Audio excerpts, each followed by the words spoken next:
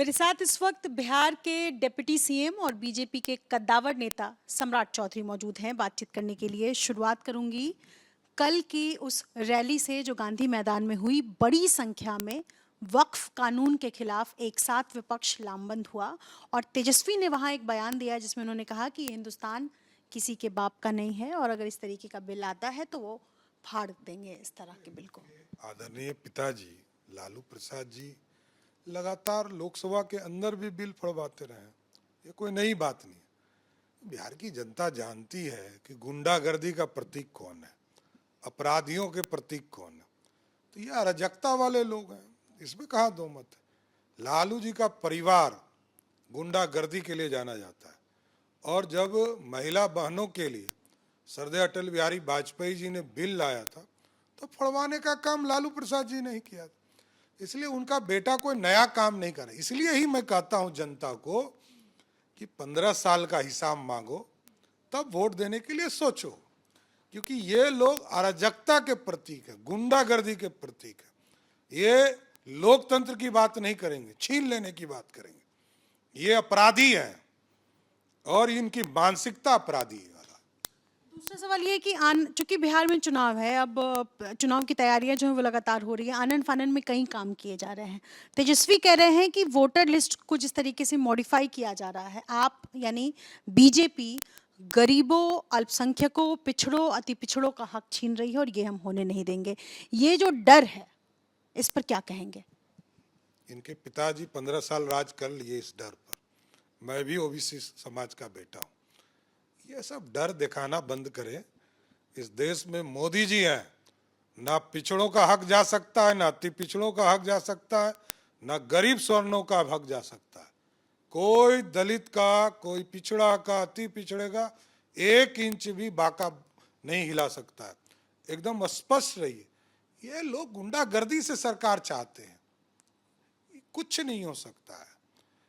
समीक्षा हो रही है, समीक्षा होना चाहिए, जांच तो होनी ही चाहिए कि कोई बांग्लादेशी और पाकिस्तानी तो घुसा हुआ नहीं है, तो जांच कराने में क्या दिक्कत है। ये जांच करेगा, इलेक्शन कमीशन कर रहा है, कोई पार्टी नहीं करे। मेरा ही आग्रह होगा कि आपके पार्टी के संगठन को लगाइए, गांव-गांव, हाउस होल्ड पर लगाइए। कौन सही आदमी है, कौन गलत आदमी है, बताना पड़ेगा।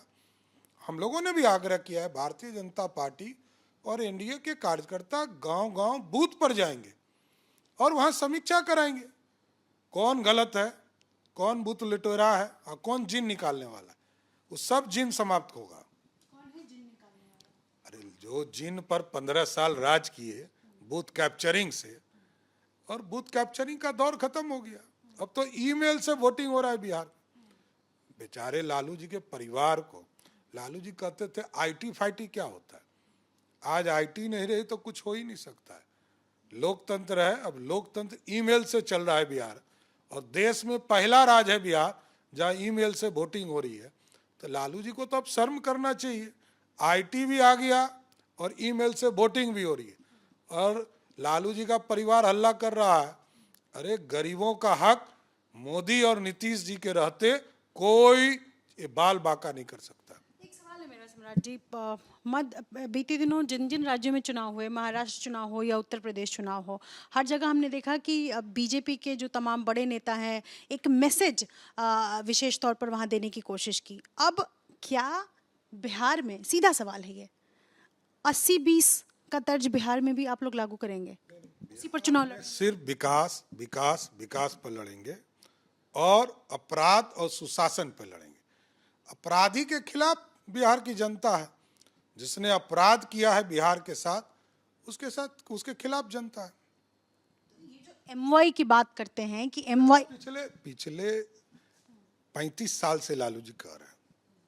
बिहार की जनता जानती है, 2015-5 से लगातार हरा रही है। इसलिए नीतीश जी और मोदी जी जिस फोल्डर में है वही चुनाव जीतेगा। 17% जो मुस्लिम है वो किसके साथ है? देखिए बिहार में एनडीए ने मुसलमानों की जितनी आबादी है उसके 65% आबादी को आरक्षण देकर अति पिछड़ा बनाया, अति पिछड़ा समाज में जोड़ने का। और जो 35% बच गए थे उनको आदरणीय मोदी जी ने आरक्षण देकर इस देश में स्थापित किया। हम सबका सब साथ की बात करते हैं, अकेले चलने की बात नहीं करते। हम 100% वोट की बात करते हैं। पर ये कन्वे कहाँ कर पा रही है बीजेपी?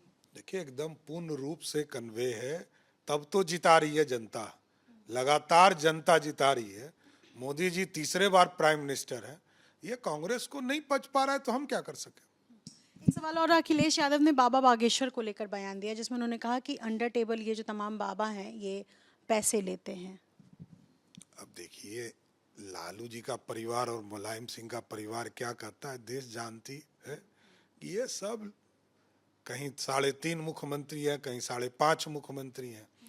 तो ये लोग लोकतंत्र अपने परिवार में पहले कर ले, तब फिर देखा जाएगा आगे। 50 लाख रुपए लेते हैं ये लोग अपने परिवार में लोकतंत्र, अखिलेश यादव के घर में ही लोकतंत्र नहीं है, तो परिवार में लोकतंत्र करें। और तेजस्वी यादव का भी वही हाल है, 5.5वां नंबर पे हैं बेचारे, तो क्या करेंगे। छोटा सवाल इसमें एक और है कि सीट शेयरिंग को लेकर सवाल है। चुनाव आ गया है, चुनाव नज़दीक है, सीट शेयरिंग को लेकर के फॉर्मूला इस बार क्या रहने वाला है? देखिए, लोकसभा में भी हम लोगों ने सबसे बात करके एनडीए पूरा कंफर्टेबल चुनाव में गई थी। आगे भी विधानसभा का चुनाव है, सभी एनडीए पार्टनर से वार्ता होगी और चुनाव तय हो जाएगा। अभी कुछ क्लियर नहीं, ये तो समय पर उचित फोरम पर बात होगी। आदरणीय हमारे राष्ट्रीय अध्यक्ष जी, जनता दल यूनाइटेड के राष्ट्रीय अध्यक्ष जी, और जो हमारे 3 और पार्टी हैं एनडीए में, उन सबके राष्ट्रीय अध्यक्ष जी से बात करके इसको पूरी तरह एक रास्ता बनाया जाएगा कि एनडीए पूरा स्वरूप में चुनाव लड़े। एक सवाल इसमें और मैं जोड़ूंगी, चूंकि असदुद्दीन ओवैसी ने एबीपी न्यूज़ को इंटरव्यू दिया जिसमें उन्होंने कहा कि अगर महागठबंधन साथ अग्री करता है तो महागठबंधन के साथ ओवैसी की पार्टी चुनाव लड़ेगी। हालांकि उन्होंने ये भी कहा कि हमारे 4 बेईमान एमएलए उनके साथ चलेगा, लेकिन हम साथ में लड़ सकते हैं चुनाव। तो कहने का ये मतलब है कि विपक्ष जहां एक तरफ लामबंद हो रहा है, आप लोगों के सामने चुनौती। सब एक ही हैं, कहीं आप चिंता कहाँ कर रही हैं। ये सब लोग मिले हैं, 6 पार्टी, कांग्रेस पार्टी हो, राजद हो, लाल झंडे हो, एक वीआईपी है, एक यहाँ एमआईएम है, सबको मैं एक ही मानता हूँ। कोई चिंता नहीं करनी, बिहार की जनता पे भरोसा है, वही जिताएगी।